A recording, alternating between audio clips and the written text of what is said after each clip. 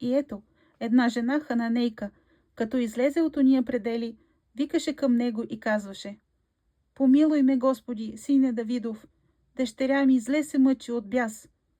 Но той не й отвърна ни дума. И учениците му се приближиха до него, молеха го и казваха: Отпрати я, защото вика подирени. А той отговори и рече: Аз съм пратен само при загубените овци от дома Израилев. Но тя като се приближи, кланяше му се и думаше: Господи, помогни ми. А той отговори и рече: Не е добре да се вземе хлябът от чедата и да се хвърли на псетата.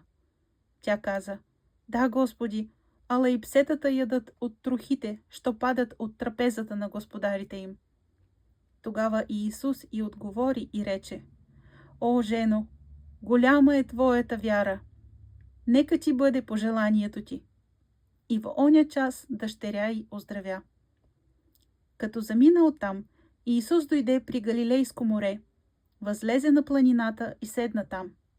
И дойде при него много народ, който имаше със себе си хроми, слепи, неми, недъгави и много други, и ги сложиха пред нозете на Исуса, и той ги изцери.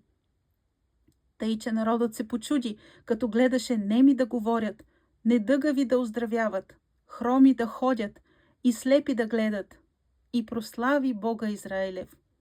А Иисус, като повика учениците си, рече: Жалко ми е за народа, че 3 дни вече стоят при мене и нямат какво да ядат.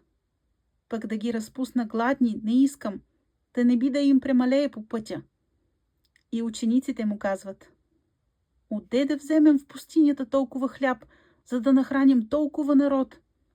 И Исус ги попита: Колко хляба имате? А те отговориха: 7 и няколко рибки. Тогава заповяда народу да насяда на земята. И като взе 7 хляба и рибите, възблагодари, разчупи и даде на учениците си, а учениците на народа.